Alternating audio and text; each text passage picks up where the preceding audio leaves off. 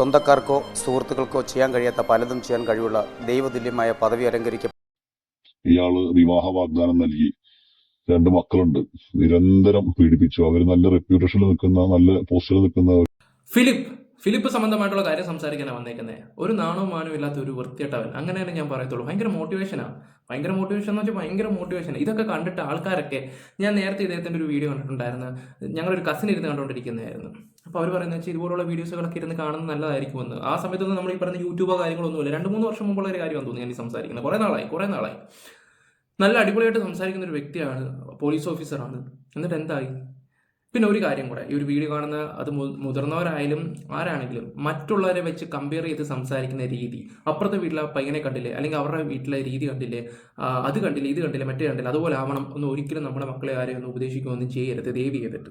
ഞാൻ നിങ്ങളോട് അപേക്ഷ ചെയ്ത് പറയുവാണ്.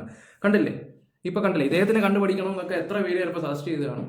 എന്നിട്ട് 16 തികയാത്തൊരു കൊച്ചിൻ്റെ അടുത്ത് കാണിച്ച തോന്നിവാസം, അതിൻ്റെ ബുദ്ധിമുട്ടുകളും കാര്യങ്ങളും മനസ്സിലാക്കി അവരുടെ വീട്ടുകാരെ കൺവിൻസ് ചെയ്തിട്ട് അയാളുടെ കൂടെ കൂട്ടി അയാൾ കാണിച്ച തോന്നിവാസം. ആദ്യം പറയേണ്ട ചൗക്കട്ടി അടിച്ച് പൊട്ടിക്കുന്നത് ആ തന്തയുടെയും തള്ളയുടെയാണ്.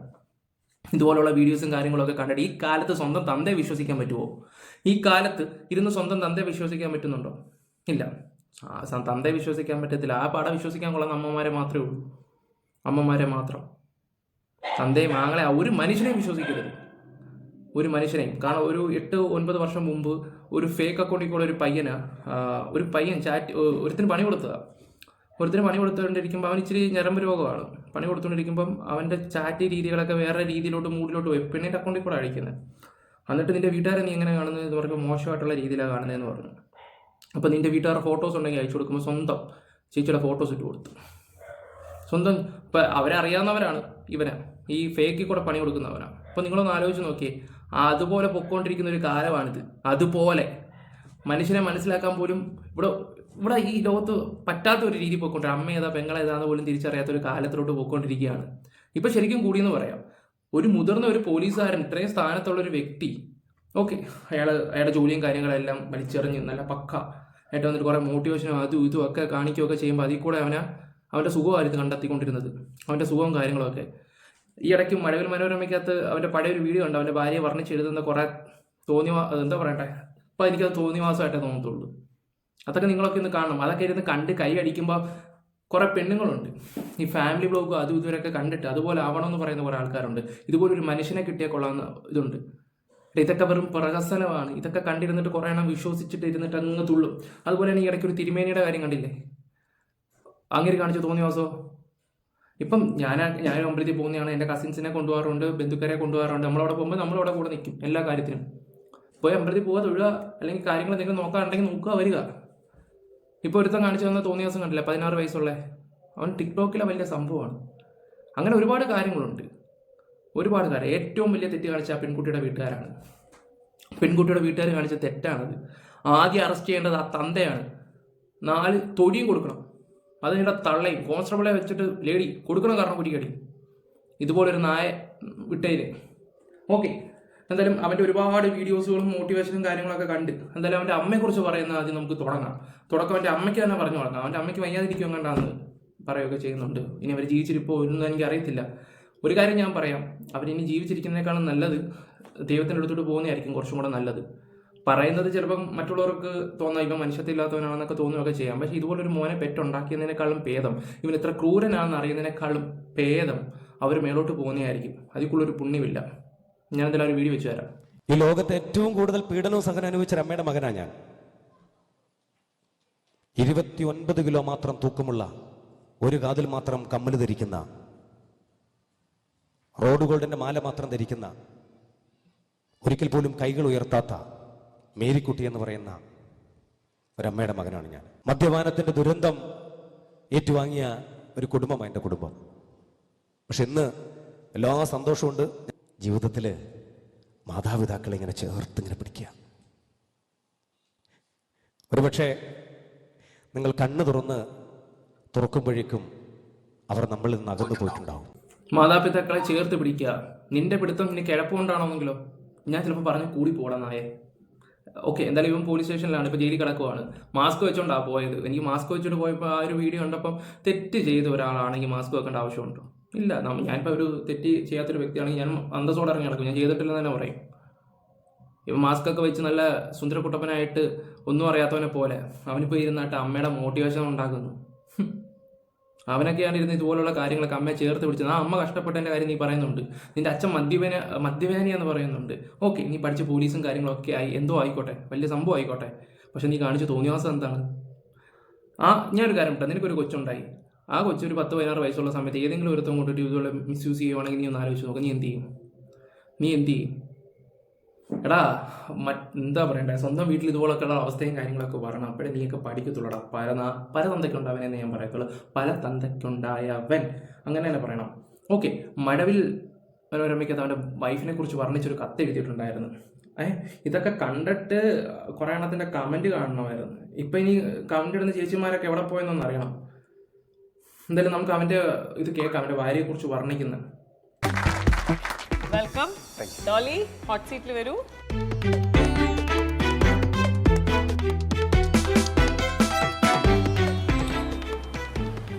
Susan, okay. ഇതിന് മുമ്പേ ലവ് ലെറ്റർ എഴുതിയിട്ടുണ്ടോ? ഇല്ല, ആദ്യത്തെ ലവ് ലെറ്റർ ആണ്. ആദ്യത്തെ വൈഫിന് ഇഷ്ടംപോലെ ചെയ്തിട്ടുണ്ട്. വൈഫിനെ ചോദിച്ചത് ട്രെയിനിൽ പോലീസിന്റെ ട്രെയിനിങ് നടക്കുമ്പോൾ ക്യാമ്പിൽ നിന്ന് ഇഷ്ടംപോലെ ചെയ്തിട്ടുണ്ട് ലെറ്റർ. ഓക്കെ. ഓ, ബ്യൂട്ടിഫുൾ ഹാൻഡ് റൈറ്റിംഗ്. ഇത് കാണിച്ചേ പറ്റൂ. Sorry. Super. Okay, start. 29/9/2011 Pullippadam. എൻ്റെ പ്രിയപ്പെട്ട ഡോളിക്കുട്ടിക്ക്, ഒരുപാട് കഷ്ടപ്പാടുകൾക്ക് നടുവിലേക്ക് എന്നോടൊത്ത് ജീവിക്കാൻ വിധിക്കപ്പെട്ട് വികസനം ഒട്ടും കടന്നു വരാത്ത കുടിയേറ്റ ഗ്രാമത്തിലേക്ക് അല്പൻ ഫാഷനുമായി കടന്നു വന്ന എൻ്റെ പ്രാണനാണ് നീ. ജാൻസിക്ക് തടിയും കറുപ്പും കൂടുതലാണെന്ന് പറഞ്ഞ് പല വിവാഹാലോചന മുടങ്ങിയപ്പോൾ പൊന്നും പണവും കൂടുതൽ നൽകാൻ നിനക്കുള്ള 10 പവനും സ്വമനസാര ഊരി നൽകിയതും വരവിൻ്റെ കമ്മലും മാലയും അണിഞ്ഞ് അലർജി വന്ന് ചൊറിഞ്ഞു തടിച്ച് ആഭരണമില്ലാത്തതാണ് ഫാഷനെന്ന് പറഞ്ഞ് എന്നെ ആശ്വസിപ്പിച്ചുള്ളതാണ് നീ. എടവണ്ണയിൽ വെച്ച് ബൈക്ക് അപകടത്തെ തുടർന്ന് കോഴിക്കോട് മെഡിക്കൽ കോളേജിലെ ഓർത്തോ വാർഡിൽ സ്ഥലമില്ലാതെ വരാന്തയിൽ പുതപ്പ് വിരിച്ച് 2 വയസ്സുള്ള അപ്പുവിനെയും കൊണ്ട് ഒരു മാസത്തിന് മുകളിൽ കയ്യും കാലും പ്ലാസ്റ്റർ ഇട്ട് സ്വന്തമായി ഒന്ന് മലമൂത്ര വിസർജനം പോലും ചെയ്യാൻ കഴിയാത്ത എൻ്റെ പ്രാഥമിക കാര്യങ്ങൾ മുഴുവൻ നീ ചെയ്തു തന്നപ്പോഴാണ് സ്വന്തക്കാർക്കോ സുഹൃത്തുക്കൾക്കോ ചെയ്യാൻ കഴിയാത്ത പലതും ചെയ്യാൻ കഴിവുള്ള ദൈവതുല്യമായ പദവി അലങ്കരിക്കപ്പെടുന്നവളാണ് ഭാര്യ എന്ന് തിരിച്ചറിഞ്ഞ നിമിഷം. കടുത്ത സാമ്പത്തിക ബാധകൾക്ക് നടുവിൽ വിചാരിച്ചേ അപ്പോഴാണ് നിനക്ക് തിരിച്ചറിവ് ഉണ്ടായത്. ഇവനൊക്കെ അവനൊരു ആക്സിഡന്റ് പറ്റി കഴിഞ്ഞപ്പോഴാണ് അവന് തിരിച്ചറിവ് ഉണ്ടായത്. അപ്പോൾ അതിനു മുമ്പ് നിനക്ക് എന്താ ഉണ്ടായത്? ആ സമയത്ത് ആരൊക്കെ ഉണ്ടായിരുന്നു? ആരൊക്കെ നീ വെച്ചുകൊണ്ടിരുന്നത് നീ ആർക്കറിയാം? അല്ല, ചോദിച്ചു പോവും, വേറെ ഒന്നുമല്ല. ആക്സിഡൻറ്റും അതും ഇതും മറ്റേത് മറിച്ചതെന്നൊക്കെ പറയുകയൊക്കെ ചെയ്യുന്നുണ്ട്. ഭാര്യയെക്കുറിച്ച് വർണ്ണിച്ചിരുന്നത്. കാരണം ഇതൊക്കെ 10 ആൾക്കാർ കാണുന്ന ഒരു ഷോ അല്ലേ, അവിടെ വന്നിട്ട് ഇങ്ങനെ പൊഴുത്താം. ഇതൊക്കെ ഇരുന്ന് പൊഴുത്തി ഇതുപോലുള്ള ബാക്ക്ഗ്രൗണ്ട് മ്യൂസിക്കൊക്കെ ഇടയ്ക്ക് കയറ്റിയിട്ട് കൊടുക്കുമ്പോഴൊക്കെ എല്ലാവർക്കും ഭയങ്കര ഹരവും കാര്യങ്ങളൊക്കെയാണ്. ഇതുപോലൊരു ഭർത്താവിനെ കിട്ടാൻ വേണ്ടി കൊതിച്ച് കാത്തിരിക്കുന്നതും കണ്ണിലെണ്ണ കഴിച്ചതൊരു വിളക്കിൻ്റെ മുമ്പിൽ പോയിരിക്കുന്ന കുറേ സ്ത്രീകളുണ്ട്. അതുപോലുള്ളൊരു ഫിലിപ്പിനെ പോലുള്ളൊരു ഭർത്താവിനെ എനിക്ക് കിട്ടണമെന്നും പറഞ്ഞ് കുറേ അമ്മച്ചിമാരും കുറേ ചേച്ചിമാരും കണ്ട് നോക്കുക ഇവൻ്റെയൊക്കെ രീതിയിലാണ്. 16ഉം 17ഉം വയസ്സുള്ള, അത് മാത്രമല്ല ആണുങ്ങളോട് പോലും അവൻ ആ ഒരു രീതിയിലാണ് പെരുമാറുകയൊക്കെ ചെയ്യുന്നത്. അപ്പം നിങ്ങളൊന്ന് ആലോചിച്ച് നോക്ക്, ഇവനൊക്കെ പോലീസായിരുന്ന സമയത്ത് എന്തൊക്കെ തോന്നിവാസങ്ങൾ എന്തൊക്കെ ഇത് കാട്ടിക്കൂട്ടിയിട്ടുണ്ടെന്ന് ആർക്കറിയാം? പറ. ചിലപ്പോൾ എനിക്ക് തോന്നി ഇവൻ പോലീസ് സ്റ്റേഷനിൽ തന്നെ ഈ ഉടുപ്പൂരിയിട്ട് അടിക്കുന്ന പരിപാടി അത് അവനൊരു സുഖം കണ്ടെത്തുമായിരുന്നു. എനിക്ക് തോന്നുന്നു ആ ഒരു കാലത്തൊക്കെ അന്വേഷിച്ച് പോകുമ്പോൾ അറിയാൻ പറ്റും. കുറേ ആൾക്കാരുണ്ട് ഇവനെ പോലുള്ള പല നായികൾക്ക് സപ്പോർട്ട് ചെയ്യാൻ വേണ്ടി. ചെറ്റ, അല്ലാതെ എന്ത് പറയാനാ? സാമ്പത്തിക ബാധകൾക്ക് നടുവിൽ പ്രാർത്ഥന നിന്നുപോയ നിമിഷങ്ങൾ, മദ്യപാനം, പുകവലി, ഹാൻസ് കൂടപ്പിറപ്പായി കൊണ്ടുവന്ന് നടന്ന നിമിഷങ്ങൾ, മനസ്സിലെ മനസ്സോടെ നിന്ന എന്റെ കൈപിടിച്ച് 8 മാസത്തെ വയറുമായി നീ അട്ടപ്പാടി സഹീവൻ ധ്യാന കേന്ദ്രത്തിലെത്തിയ നിമിഷം, ജീവിതത്തിലേക്ക് ഒരു തിരിച്ചുവരവ് നടത്തിയതിന് പിന്നെ നീ ഒന്നു മാത്രമാണ്. ഞാൻ കാരണം പലതവണ നിന്റെ കണ്ണ് നിറഞ്ഞിട്ടുണ്ട്. ഈ കത്ത് വായിക്കുമ്പോൾ നിന്റെ കണ്ണ് നിറയുകയാണെങ്കിൽ ആ കണ്ണുനീർ തുള്ളിയിൽ എന്റെ സ്നേഹത്തിന്റെ നനവുണ്ട്. ഇരുട്ട് നിറഞ്ഞ എന്റെ ജീവിതത്തിലേക്ക് ഒരു മെഴുകുതിരി നാളം പോലെ നിറഞ്ഞു പ്രകാശിക്കുവാൻ. ഓക്കെ, ഇപ്പം നിന്റെ പെണ്ണവിടെ പോയി, നിന്റെ വൈഫ് നിന്നെ ഇട്ടിട്ട് പോയില്ലേ? എടാ, ഇതൊക്കെ എന്താ പറയുക, ആൾക്കാരുടെ മുമ്പിൽ വന്നിട്ട് ഇങ്ങനെ പ്രഹസനം കാണിച്ചാൽ പോരാ. സ്നേഹിക്കുന്നെങ്കിൽ അത് സ്നേഹിക്കുക, അത് ഉള്ളു തുറന്ന് സ്നേഹിക്കാൻ നോക്കുക, അല്ലെങ്കിൽ സ്നേഹിക്കരുത്. അത്രേ ഉള്ളൂ. കുറേ എണ്ണം ഉണ്ട്. ആദ്യം പൊന്നെ തേനെ പഞ്ചാരയെന്നും പറഞ്ഞിട്ട് നടക്കുകയൊക്കെ ചെയ്യും. ആദ്യം മുതൽ അവസാനം വരെ നിൽക്കാൻ പറ്റും സക്കീർ ബായിക്ക്. അങ്ങനെ നിന്നാലും പിന്നെ ദൈവം വേറെ രീതിയിൽ കൂടെ അത് കളയും. അത് വേറെ കാര്യം, അത് പറഞ്ഞിട്ട് കാര്യമില്ല. പിന്നെ ഒരു കാര്യം, ഇവൻ്റെ ഒരു വോയിസ് ഉണ്ട്, അതും കൂടെ വെച്ചുതരാം. നമസ്കാരം സായി ബ്രോ. ഞാൻ നിങ്ങളുടെ കണ്ടു വീഡിയോ. മേൽപ്പറഞ്ഞ ആളെ കുറിച്ചുള്ള സത്യസന്ധമായ കാര്യങ്ങളാണ് നിങ്ങൾ ചെയ്തത്.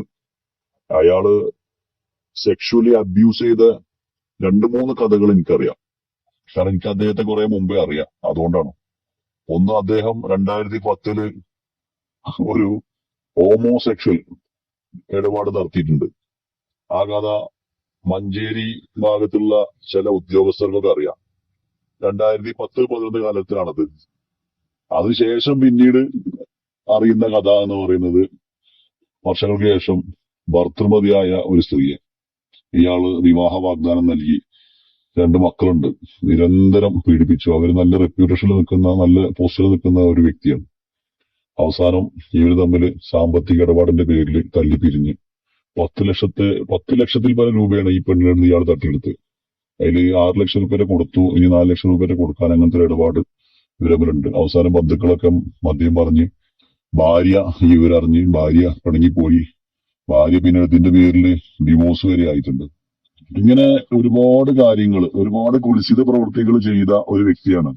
പക്ഷെ ഈ എന്താ പറയാ, സോഷ്യൽ മീഡിയയിലെ ഈ സദാചാരവാദികളൊക്കെ ഉണ്ടല്ലോ, ഇയാളെ സപ്പോർട്ട് ചെയ്യുന്ന ആളുകള്, ഇവർക്ക് ഈ കാര്യങ്ങളൊന്നും അറിയില്ല. ഇയാളെ കുറിച്ചുള്ള കഥകൾ എത്രയോ പേരെ ഇയാള് ഈ രീതിയിൽ അബ്യൂസ് ചെയ്തത് ഈ സ്ത്രീ പിന്നെ എന്നോട് പറഞ്ഞിട്ടുണ്ട്. അപ്പൊ അതൊന്നും പറഞ്ഞിട്ട് കാര്യമില്ല. ഇതൊക്കെ എന്താ പറയാ, കാലത്തിന്റെ കാവ്യനീതി എന്നൊക്കെ പറയില്ലേ, കർമ്മ, അതാണ് സംഭവിച്ചത്. ഈ വരും കാലങ്ങളിൽ ഒരുപാട് കാര്യങ്ങൾ പുറത്തു വരും. ഇതൊന്നല്ല, ഇയാൾ ചെയ്തത് ഒരുപാടുണ്ട്. ഇത്തരം പൊയ്മുഖങ്ങളൊക്കെ അഴിഞ്ഞു വീഴും. അതിപ്പോ ആളുകൾക്ക് അതൊന്നും വിശ്വസിക്കൂല. കാരണം ആളുകളുടെ മനസ്സിൽ ഇയാൾ വലിയൊരു മനക്കോട്ട കെട്ടിയിട്ടുണ്ട്, വലിയൊരു രൂപം ഉണ്ടാക്കി വെച്ചിട്ടുണ്ട്. മനസ്സിലായില്ലേ? അതിങ്ങനെ അഴിഞ്ഞു വീഴുമ്പോഴാണ് ആളുകൾക്ക് മനസ്സിലാവുക, ദൈവമേ ഇയാൾ ഇത്രയും ഭീകരനായിരുന്നു. ഇയാൾ ശരിക്കും സെക്ഷൽ മാനിയ. സായി ചേട്ടൻ അയച്ച വോയിസ് ആണ്, സീക്രട്ട് ഏജന്റിന് ഒരു സുഹൃത്ത് അയച്ചു കൊടുത്ത ഒരു വോയിസും കാര്യങ്ങളുമാണ്. നിങ്ങളത് കേട്ടപ്പോൾ എന്ത് തോന്നുന്നുണ്ട്? അന്വേഷിക്കണം, ഇതിനെക്കുറിച്ച് നല്ല രീതിയിൽ അന്വേഷിക്കണം. പോലീസ് ആയിരുന്ന സമയത്ത് ഇതുപോലെ തന്നെ എന്തെങ്കിലും കാട്ടിയിട്ടുണ്ടോ എന്നുള്ള രീതിയിലാണ് അറിയണം. കാരണം അവിടെ നിന്ന് തുടങ്ങണം ഇവന്റെ പതനം. ഇപ്പൊ തന്നെ തുടങ്ങിയിട്ടുണ്ട്. ഒന്ന് ആലോചിച്ച് നോക്കി ആ കൊച്ചിന്റെ അവസ്ഥയും കാര്യങ്ങളും ഒക്കെ. അപ്പൊ ഇവന്റെ മൈൻഡ് എന്താണ്? പോലീസും അതിന്റെ ക്രിമിനൽ ബുദ്ധിയും കൂടെ ആകുമ്പോൾ ഒന്ന് ആലോചിച്ച് നോക്കിയാൽ അപ്പൊ ഇവനാ ആവുന്ന കാലത്ത് എന്തൊക്കെ തോന്നിവാസങ്ങൾ കാണും. ഇവന്റെ വൈഫിനെ വിളിച്ചിട്ട് ഇന്റർവ്യൂ കൊടുക്കണം, ഇവൻ എന്തൊക്കെ ദ്രോഹം ചെയ്തിട്ടുണ്ടെന്നുള്ള രീതിയിലാണെങ്കിൽ പോലും. ആ ഒരു മഴവിൽ മനോരമയ്ക്കകത്ത് ഇരുന്നിട്ട് അവരുടെ സംസാരവും അവൻ തന്നെ പറയുന്നുണ്ട് കുറച്ച് കാര്യങ്ങൾ ദ്രോഹിച്ചിട്ടുണ്ടെന്നുള്ള രീതിയിലാണ്. ഓക്കെ, ഇതൊരു സെന്റിമെന്റ്സ് ഉള്ള രീതി വായിക്കുകയൊക്കെ ചെയ്യുമ്പോൾ ആൾക്കാർക്ക് ഓക്കെ അത്ര കാര്യമായിട്ട് എടുക്കത്തില്ല. പക്ഷെ അതിന്റെ ഗൗരവം എന്ന് പറഞ്ഞാൽ അത് അന്വേഷിക്കുമ്പോഴേ അറിയത്തുള്ളൂ, അത് സത്യം പറഞ്ഞാൽ. ഓക്കെ, പിന്നെ അത് മാത്രമല്ല സായി ചേട്ടൻ കുറച്ച് കാര്യങ്ങളൊക്കെ പറയുന്നുണ്ട്. അത് ഞാനിവിടെ ജസ്റ്റ് ഒന്ന് വെച്ച് തരാം. ഇവന് കാനഡയിൽ ഒരു ഗേൾ ഫ്രണ്ട് ഉണ്ട്, നഴ്സാണെന്നാണ് പറയുന്നത്. അവർക്ക് ഈ വീഡിയോ കണ്ടെങ്കിൽ അവരെ ശ്രദ്ധയ്ക്കാണ്. ഇത് നിങ്ങൾ അവിടെ ഇരുന്ന് കാണുന്ന ഇതല്ല. ഓക്കെ, ഇവനൊരു മോഡസ് ചെയ്യാൻ പറഞ്ഞുതരാം. അതിവിനയം കാണിച്ച് ഓവർ മോട്ടിവേഷൻ നടത്തി ചാരിറ്റി ചെയ്യുന്നതിൻ്റെ നന്മകൾ പറഞ്ഞ് പോലീസ് ജോലി ഇട്ടെറിഞ്ഞ് വലിച്ചെറിഞ്ഞ് പോകുന്നു എന്നൊക്കെ പറഞ്ഞ് അങ്ങനെ പറഞ്ഞ് ഓരോരുത്തരെയും കൺവിൻസ് ചെയ്ത് അവരുടെ അടുത്ത് കയറി കൂടും. ഓക്കെ, സ്ത്രീകളുടെ അടുത്ത് കയറി കൂടി അവരെ കൺവിൻസ് ചെയ്തൊരു വഴിക്കാക്കി അവരെ ശാരീരികവും അവരെ മോണിറ്ററി ബെനിഫിറ്റ്സിനും ഒക്കെ ഉപയോഗിച്ചതിന് ശേഷം പിന്നെ ഇവൻ അങ്ങോട്ട് തുടങ്ങും ആത്മഹത്യാ ഭീഷണി തുടങ്ങിക്കഴിഞ്ഞാൽ അത് ഇവൻ മാത്രമല്ല, അമ്മേനെ കൊണ്ടുവരെ, വയ്യാത്ത അമ്മേനെ കൊണ്ടുവരെ വെച്ച് പറയിപ്പിച്ച് ഇവൻ ഉണ്ടാക്കും. ഒരു പാറ്റേൺ ആണ് ഇവൻ്റെത്. പിന്നെ ആദ്യ കാലഘട്ടങ്ങളിൽ ആൺകുട്ടികളെയും എന്നുള്ളത് നിങ്ങളെന്നെ ഈ വോയിസിൽ കേട്ടാലേ നടന്നിട്ടുണ്ട്. ഇതിവിടെ ഒന്നും നിൽക്കുന്നില്ല. നമ്മളല്ലോ സ്വന്തം വീട്ടിലെ സ്ത്രീകൾ വരെ സേഫ് ആണോ എന്നുള്ളതൊന്ന് പോലീസുകാർ ഇറങ്ങി തിരിച്ചന്വേഷിച്ചാൽ വിവരങ്ങൾ അറിയും. ഇനി ഞാനിവിടെ കുറച്ച് സ്ക്രീൻഷോട്ട്സ് വെക്കുന്നുണ്ട്. ഇത് ഇപ്പോൾ വന്ന കേസ്. അതിൽ വിക്ടിം ഫസ്റ്റ് ആരെടുത്താണോ ഈ വിഷയങ്ങൾ സംസാരിച്ചത് അവരെനിക്ക് പറഞ്ഞു തന്ന കാര്യങ്ങളാണ്. ഓക്കെ, അവരുടെ ഐഡന്റിറ്റി, അവരാരി എന്തെന്നുള്ളതൊന്നും ഞാൻ റിവീൽ ചെയ്യുന്നില്ല. എനിക്കതൊന്നും റിവീൽ ചെയ്യാൻ പറ്റില്ല. ഇങ്ങനെ ഞാൻ പറയുന്നു, വിശ്വസിക്കുന്നവർക്ക് വിശ്വസിക്കാം. ഈ 16 വയസ്സുകാരിയുടെ വിഷയത്തിൽ പല സംശയങ്ങളും പലർക്കും ഉണ്ടാവും. അപ്പോൾ എന്താണ് വിഷയം എന്നുള്ളത് ഇതിൽ നിന്ന് മനസ്സിലാക്കാൻ പറ്റുന്നവർ മനസ്സിലാക്കുക. ഇവനെ പോലെയുള്ള പരനാറികളെ ദയവ് നിങ്ങൾ വിശ്വസിക്കാതിരിക്കും. ഇവന് വേണ്ടി സംസാരിക്കാൻ വരുന്നവർ പലരും ഉണ്ടായിരിക്കും. അവരും നിങ്ങൾ ഉറപ്പിക്കുക ഇവനെ പോലെ എന്തെങ്കിലും കൂടെ ആയിട്ടുള്ളവർ തന്നെ ആയിരിക്കും. ഓക്കെ, അപ്പോൾ ഇവർ ദുബായിലായിരുന്നു. ഈ കുട്ടി ദുബായിലായിരുന്നു. ആ ദുബായിൽ ഈ കുട്ടിക്ക് കുറച്ച് മാനസികമായിട്ടുള്ള ഇഷ്യൂസ് അവിടെ ഫേസ് ചെയ്യേണ്ടി വന്നു. അല്ലെങ്കിൽ അവിടുത്തെ ഒരു മെൻ്റൽ സ്ട്രഗിൾ ഉണ്ടായിരുന്നു ഈ കുട്ടിക്ക്. കുട്ടി നാട്ടിലേക്ക് എത്തുന്നു, ഫാമിലിയോട് കുട്ടിക്കൊരു ഹെൽപ്പ് വേണം. ഓക്കെ, കുറച്ച് ഇഷ്യൂസ് ഫേസ് ചെയ്യുന്നുണ്ട്, മെൻ്റലി അത്ര ഓക്കെ അല്ല, ഇല്ലാണ്. സോ ഒരു കൗൺസിലിംഗ് വേണം, ഒരു കൗൺസിലറെ കാണണം എന്നൊക്കെ പറഞ്ഞ സമയത്ത് ഇവൻ ഭയങ്കരമായിട്ട്, ഞാൻ ഇത് വേറൊരു കാര്യം പറയാം, മലപ്പുറം ഏരിയയിൽ ഞാൻ അന്വേഷിച്ച സമയത്ത് എൻ്റെ നാട്ടിൽ എനിക്ക് മനസ്സിലായ കാര്യം അറിയാം. ഇവിടെ മുസ്ലിം കമ്മ്യൂണിറ്റിയുടെ അകത്ത് ഒരു നോൺ മുസ്ലിം ആയത് മതം വെച്ച് പറയുന്നില്ല, പക്ഷേ ഇവിടുത്തെ അവസ്ഥ വെച്ച് ഞാൻ പറയുന്നത് മുസ്ലിം കമ്മ്യൂണിറ്റിനകത്ത് ഒരു നോൺ മുസ്ലിം ആയിട്ടുള്ള ഒരു കൗൺസിലർ. ഓക്കെ, ആ പേരിൽ ഇയാൾ ഭയങ്കര ഗ്രിപ്പാണ് ഇയാൾക്ക്. ബിക്കോസ് ഇയാൾ ഇടയ്ക്കിടയ്ക്ക് മുസ്ലിം മതത്തിനെക്കുറിച്ചും ഖുറാനെക്കുറിച്ചും അതിലെ സൂക്തങ്ങളെക്കുറിച്ചും അങ്ങനെ കണ്ണടച്ച് പിടിച്ച് തള്ളി വിടുന്ന ഒരാളാണ്. ഓക്കെ, ഇതൊക്കെ പ്രിപ്പറേഷനാണ്. ഒരു കുടുംബത്തിലേക്ക്, ഒരു വ്യക്തിയിലേക്ക് ഇടിച്ചു കയറാനുള്ള ഇവൻ്റെ ഓരോ ടൂളുകളാണ്. ഇത് നിങ്ങൾക്ക് സംശയം ഉണ്ടെന്നുണ്ടെങ്കിൽ ഇവൻ ഈ സോഷ്യൽ മീഡിയയിൽ തന്നെ പറഞ്ഞു വെച്ചൊരു സാധനം ഞാൻ വിടാം. ഇപ്പോൾ ഇത് സംഖ്യകൾ എടുത്തിട്ട് ട്രോളുന്നുണ്ട്. അപ്പോൾ ഖുറാൻ പഠിച്ചതുകൊണ്ടാണ് നീ എന്നുള്ള ഈ കേസിലേക്ക് പോയെന്നുള്ളത് ആ സംഗതിയല്ല. ബട്ട് ഇതിൻ്റെ രീതി വേറെ, ഇതിൻ്റെ പാറ്റേൺ വേറെ, ഇതിൻ്റെ മോഡസ് വേറെ. ഇവിടുത്തെ ഞാൻ പറഞ്ഞല്ലോ, മുസ്ലിം ഫാമിലീസിലേക്ക് ഒരു കൂടുതൽ അക്സെപ്റ്റൻസ് കിട്ടാൻ വേണ്ടിയിട്ട്, അതായത് നിങ്ങളൊരു ഇവിടുത്തെ അവസ്ഥ ചെയ്യാൻ പറയാം, മുസ്ലിം കമ്മ്യൂണിറ്റിയിൽ ഇല്ലാത്തൊരു ഹിന്ദു ക്രിസ്ത്യനോ വന്നിരുന്നിട്ട് ആ റിലീജിയനെയും അതിൻ്റെ പുസ്തകങ്ങളെ കുറിച്ച് ഭയങ്കരമായിട്ട് പറഞ്ഞ് അങ്ങനെയൊക്കെ തുടങ്ങി കഴിഞ്ഞാൽ ഒന്നും കൂടി ഒരു അക്സെപ്റ്റൻസി കൂട്ടുന്ന ഒരുതരം വളരെ കൺസർവേറ്റീവ് ആയിട്ട് ചിന്തിക്കുന്ന കുറേ ഫാമിലികളുണ്ട്. അതെ, ഈ മുസ്ലിംസിൻ്റെ കാര്യം എന്താണെന്ന് വെച്ചാൽ അവരെ സപ്പോർട്ട് ചെയ്ത് സംസാരിക്കുന്ന കുറേ വിഷയങ്ങളുണ്ടെങ്കിൽ അവർക്ക് ഭയങ്കര കാര്യമാണ് അവർക്ക്. ഇവൻ അങ്ങനെയൊക്കെ എന്തൊക്കെ ചെയ്ത് കൂട്ടിയിട്ടുണ്ടെന്ന് ഞങ്ങൾക്കറിയാം. ഏതൊക്കെ വീട്ടിൽ ഇടിച്ചു കയറിയിട്ടുണ്ടെന്ന് ആർക്കറിയാം. ഇനി ഇവൻ പല കൊലപാതകം ചെയ്തിട്ടുണ്ടെന്ന് ആർക്കറിയാം. ഇവൻ്റെ പല തോന്നിവാസങ്ങളും കാര്യങ്ങളും അറിയുന്നത് അതൊക്കെ ഒന്ന് അന്വേഷിക്കുന്നത് നല്ലതായിരിക്കും. ഇവൻ പോലീസായിരുന്ന സമയത്ത് ഇതിപ്പോൾ ഈ ഒരു വിഷയം കുത്തിപ്പൊങ്ങി വരുമ്പോൾ എൻ്റെ മനസ്സ് പറയുന്നുണ്ട് ആരെങ്കിലുമൊക്കെ വരാതിരിക്കത്തില്ല ഇവൻ ചെയ്ത ദ്രോഹത്തിനെ കുറിച്ച് വിളിച്ച് പറയാൻ വേണ്ടി. കാരണം അതുപോലത്തെ ഒരു രീതി, ഇതിപ്പം ഈ ഒരു കൊച്ചിൻ്റെ അവസ്ഥ ഇങ്ങനെ, ഇതുപോലെ എത്ര പേര് കാണും. ഇത് അന്വേഷിച്ചേ പറ്റൂ, നല്ല രീതി അന്വേഷിക്കണം. പക്ഷെ എന്ത് ചെയ്യാനാ, ഇവിടുത്തെ കേരള പോലീസുകാർക്ക് ഇതൊന്നും അല്ലല്ലോ പണിയും കാര്യങ്ങളും ഒക്കെ. എവിടെന്നെങ്കിലും കള്ളൻ ഏതെങ്കിലും ചീനി മൂട്ടിച്ചിട്ടുണ്ടെങ്കിൽ അത് പോയി തപ്പിപ്പിടാനും ഒക്കെ ആയിരിക്കും അവർക്ക് നേരെ ഉള്ളൂ. അതാണ് ഇവിടുത്തെ കേരള പോലീസിൻ്റെ ഓരോ രീതികളും കാര്യങ്ങളും ഒക്കെ. ഓക്കെ, എന്തായാലും ഈ സാറിൻ്റെ ഈ വിഷയങ്ങൾ എൻ്റെ ഒരു ഫ്രണ്ട്, അതൊരു ബസ്സിൽ കൂടെ പരിചയപ്പെട്ട ഒരു ഇതാണ്, അവനോട് ഒന്ന് വിളിച്ച കാര്യങ്ങൾ പറഞ്ഞിട്ടുണ്ട്. അവൻ എന്തെങ്കിലും അപ്ഡേറ്റ് തരുന്നെങ്കിൽ നമുക്ക് നോക്കാം. ഇങ്ങനെയുള്ള വിഷയങ്ങളൊക്കെ നമുക്ക് അല്ലാതെ അന്വേഷിക്കണം. കിട്ടുവാണെങ്കിൽ വെറുതെ വിടരുത് ഇവൻ്റെ ഓരോ തെളിവുകളും പുറത്തു കൊണ്ടുവരണം. ഓക്കെ, എന്തായാലും നിങ്ങളുടെ അഭിപ്രായങ്ങൾ എന്തായാലും കമൻറ്റ് ബോക്സിൽ രേഖപ്പെടുത്തുക. Bye, love you guys.